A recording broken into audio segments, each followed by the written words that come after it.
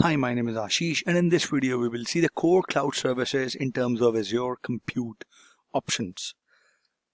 So what is Azure Compute? Azure Compute is an on-demand computing service for running cloud-based applications. It provides computing resources like multi-core processors and supercomputers via virtual machines and containers. It also provides serverless computing to run apps without requiring infrastructure setup or configuration. The resources are available on demand and can typically be created in minutes or even seconds sometimes. You only pay for the resources you use and only for as long as you are using them.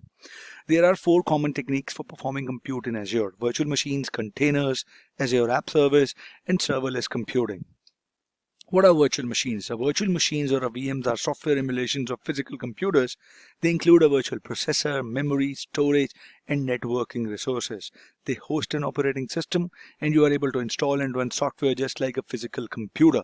And by using a remote desktop client, you can use and control the virtual machines as if you were sitting in front of it. So let me just log on to the portal and show you exactly how to create a virtual machine. So remember, we logged on to the portal, and if you will click on create a resource here, and let's say you are creating a Windows Server 2016 data center virtual machine, you can create any virtual machine. Let's go for Windows Server 2016. So here is the subscription it's picking up. Resource group, I'm going to create a new one. If you remember, resource group is a container type thing in which you will put all your resources. So we'll test Azure ECE Lab. Click on OK. The virtual machine would be test Azure ECE VM.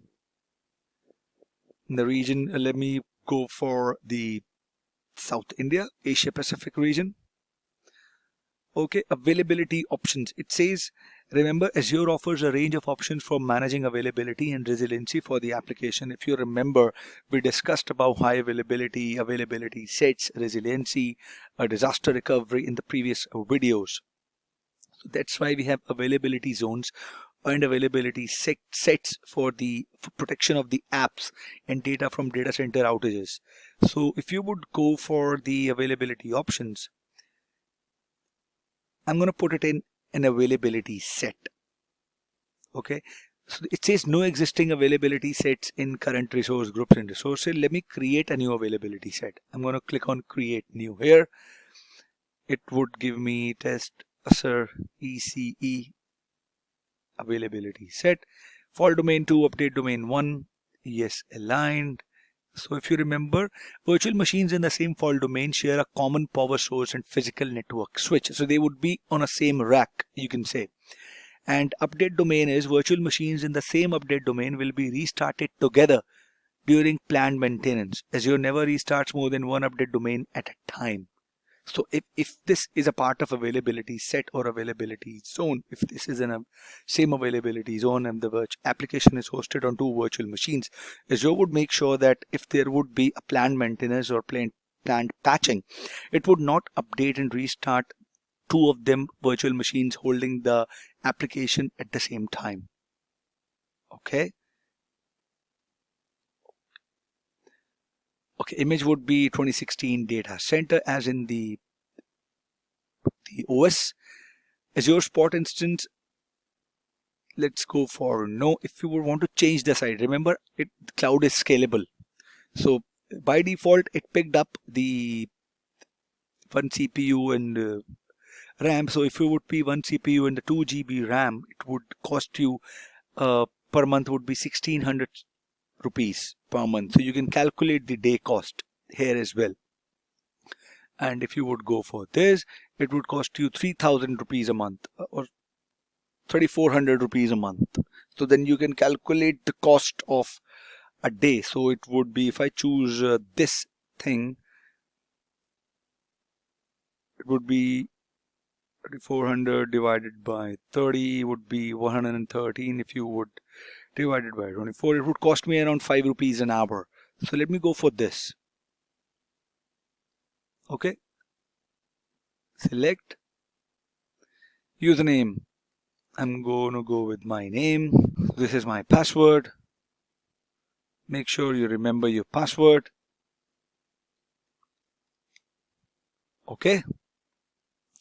And remember, we talked about the NSG's network security group. So if I'm going to allow the inbound port here, it would help me to connect to this. And the RDP port to connect to a virtual machine in Azure is 3389. It says if I want to save the money, you already have a Windows Server license. I don't have a license, so I'm going to go with no. Okay, it says the disk option, OS disk type. So in which you can choose between Azure managed disk types. So I'm going to go with standard here. And we want to create a new disk, attach an existing disk. I'm going to go for by default. I'm going to use Azure managed disk here. If I would let Azure manage the disk here, it would take care of the patching, downtime and everything. I will go into the next section. It says networking. Remember, we talked about virtual networks. So for the machine, for me to connect to this machine, I would need a virtual network to connect into. It would create a new network. It would create the subnet. It would create a public IP for this machine to be connectable from my NIC network security group is basic public inbound port. Is remember we opened up the 3389 port. I'm not going to go with accelerated networking. I'm not going to go with load balancing as of now. If you remember, we for the application to be fault tolerant, we put it behind a load balancer. I'm going to click on management. I want to enable boot diagnostics. I want to enable guest diagnostics. So these are different things. I diagnostic storage account, I'm going to go with off here as well. Auto shutdown, I'm going to go with off. Backup, I don't want to enable backup as of now. So this is much easier rather than instead of deploying the whole new data center at on-premise location. You're just selecting the options that you want, and you can install an extension on the fly using the Azure portal. So these are all the extensions that are available for you to install during the configuration of your VM. You want to deploy the Azure anti-malware extension for the like an antivirus on this machine. You want to Azure pipeline agent. You want to install Puppet, October, any application you can install it. I'm not going to go the installation of any extension as of now. I'm not going to go with proximity placement group. I'm going to use the generation 1 VM, generation 2 VM support features such as UEFI based boot architecture, increased memory and OS disk side limits. So these are the better the generation, the more advanced the VM is. But the generation 1 is also not less. So it says generation 2 VMs do not yet support some Azure platform features, including Azure disk encryption. So you might say that it's still in preview feature. Remember that we talked about public and private preview. So it's still in private preview. It's still in beta phase. Let's go for the tags.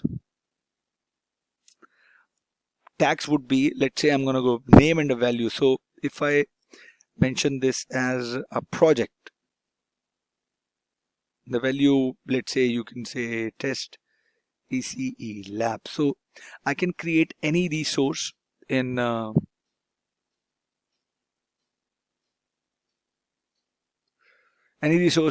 and make, if I want to segregate my resources on the basis of tags, on the basis of the name of the project, so I can discriminate them if I have many projects running in the same subscription in the same resource group. I'm going to click on review and create. It would cost me around 4 rupees an hour, like we calculated. So it gives you all the option. So it has successfully passed the validation test. It's going to give me these options. What have you selected? Right? You click on create here, and the VM creation process would be starting. So it says initializing deployment, submitting the deployment in progress. So it is making a VM at the backend for me, and when the deployment would be completed, I would see that my deployment has been completed successfully. All right. So if we see the documentation, so this is the virtual machine part that I wanted to cover with you guys. So when the machine would be completed, I'll show you the next thing. So what are containers? Till the time the machine is getting deployed, let's see what are the containers. Well, containers are the virtualization environment for running applications. Just like virtual machines, containers are run on top of a host operating system. But unlike VMs, containers don't include an operating system for the apps running inside the container. Instead, containers bundle the libraries and components needed to run the application and use the existing host OS running the container. So in next video, I'll show you what a container is. So what is an Azure App Service? Azure App Service is a platform as a service offering in Azure. You remember we discussed about infrastructure as a service, platform as a service, software as a service. So the virtual machine that we created few minutes ago was a part of infrastructure as a service, or IaaS, and the Azure App Service is a part of the platform as a service. And you can meet rigorous performance, scalability, security, and compliance requirements while using a fully managed platform to perform infrastructure maintenance. And if you would like to see how do we create an Azure App Server, let me just go back to the portal. So here you see that our deployment is complete. So let me just first show you this. Our deployment is complete here. You can connect to this. You can, if the machine is stopped, you can start from here. Alrighty. So now if you want to connect to it, so this is the public IP address, this is the private IP address. If you want to connect it over the internet using a remote desktop protocol thing, then you would not be able to connect it using private IP. So if you want to connect it over the internet, click on MSTC, paste the public IP address. It will give me the dialog box to enter the username and password. If you remember your password, enter it in. Click on OK. Click on yes. You would see that I am currently logging on to this machine. So here it is, the IP address which I am connected to. It's logging me with my username Ashish. It is setting up the configuration at the backend. Soon it will take me to the desktop and it will be just like I'm working on my laptop. So see, it is personalizing my settings.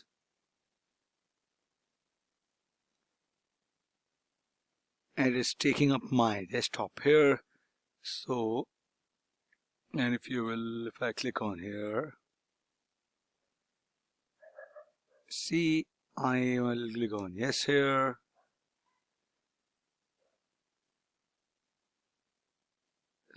Click on command. It'll take a few seconds for, to accept my typing. I don't know why.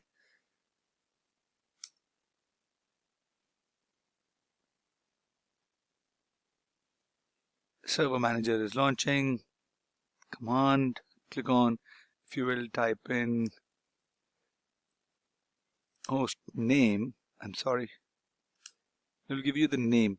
Remember the machine name was this, test Azure ECEVM. The server manager has been launched. So it is same like working on the physical, the server on your on-prem data center. Alright, let me just minimize it. So we were creating a new web app for the platform as a service, right? So when you click on create a resource, you go into the media section, you click on the web, and if you will click on here web app, right? Click on Azure web app. It says Azure app would let you quickly build, deploy, and scale enterprise grade web, mobile, and API app, right? Click on create.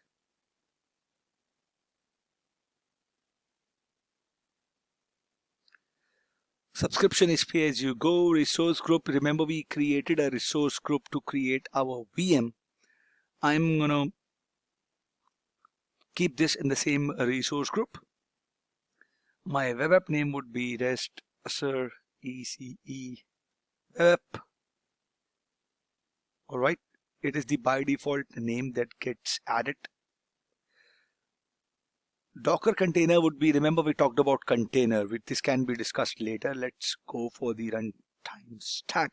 I'm going to go, let's say I'm building a web app for my Python environment. I have a Python code to deploy onto this web app. So if you would see the operating system, if you will select Windows, let's say the server is not Linux, server is Windows. I'm going to keep it in the Southeast Asia. South India, I'm sorry.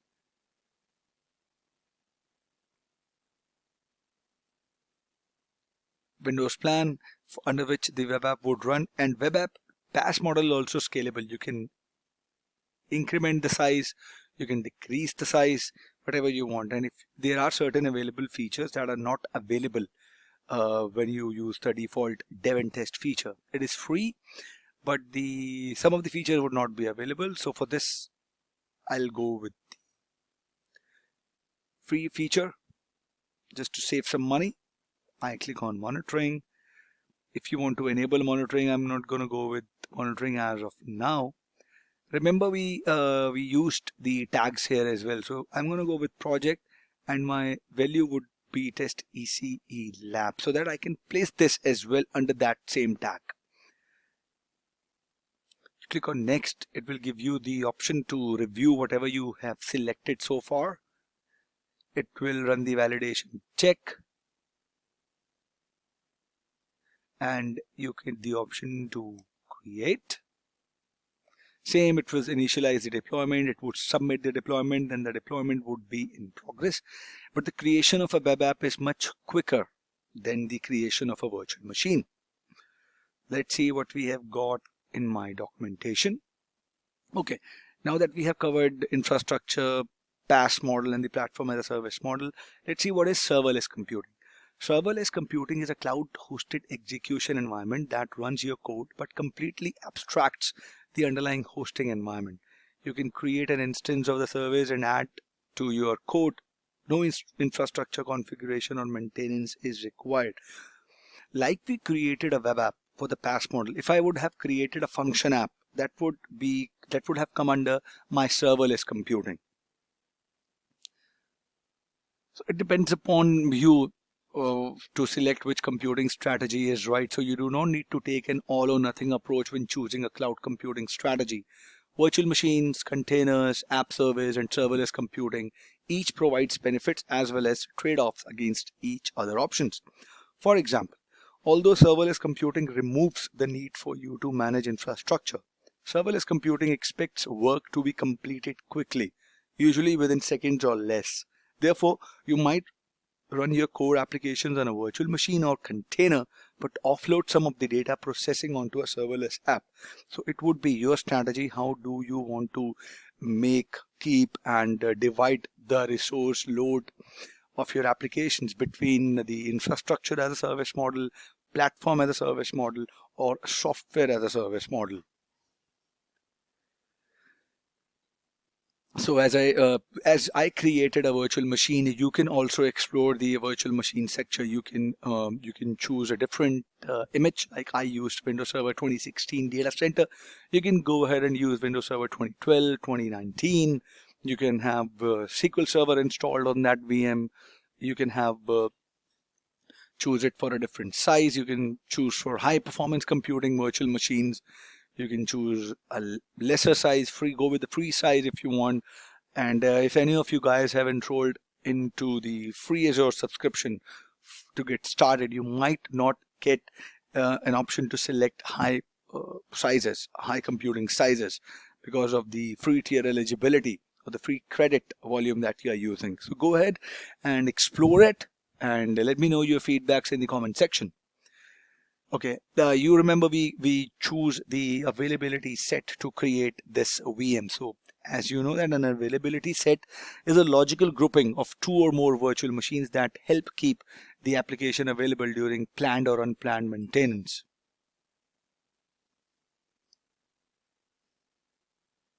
And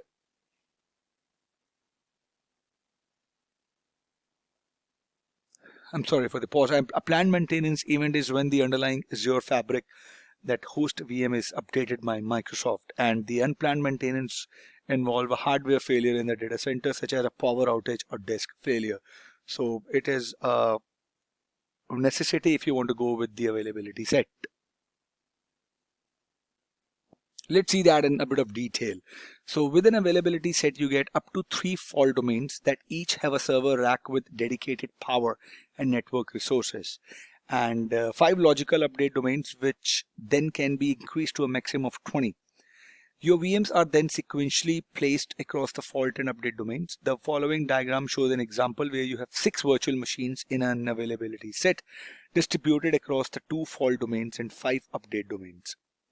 There's no cost for an availability set. You only pay for the VMs within the availability set. Well, the Microsoft highly recommend that you place each workload in an availability set to avoid having a single point of failure in your VM architecture. And we, like I have told you, to explore the virtual machine section, the IaaS model, I would also like you to please explore the Azure App Service. Azure App Service enables you to build and host web apps like we just created, and let's check on that, how far we have come as far as the creation of that web app is concerned. Okay, so this is complete. If you click on go to resource, you would be onto your web app.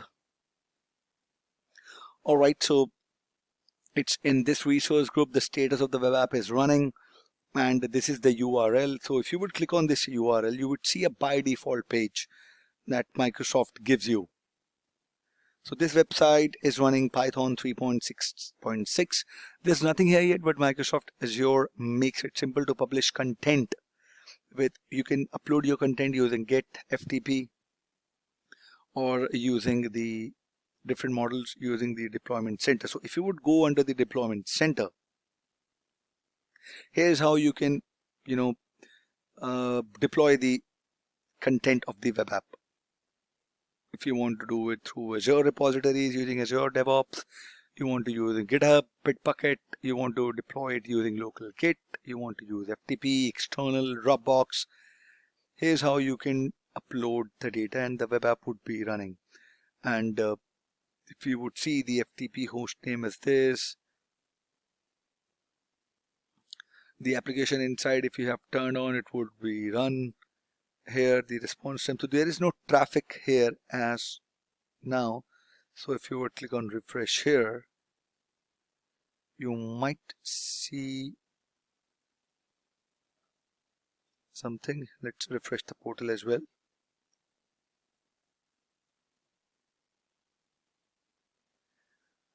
There's no traffic as such. So if you would check the security feature here, so create a web app, explore other options. What all are available. So this is the configuration setting of your web app. Remember, I told you how to navigate the Azure portal, right? You want to change any setting, you want to add a new application setting, do it here, and when you're done, you have to click on save. You want to refresh it. You want to journal settings, you want to check the journal setting, you want to change the stack. Let's say I realize that I've created it by mistake. I have a .NET code. Change it, change the version of the .NET code, hit on save. You want to continue, okay. This is a test web app, you can do anything you want. See, it's updating the web app settings here. Done. Application inside, custom domains, right? Push notification inside the web app. Whole lot of features that you can do. Process explorer of a web app.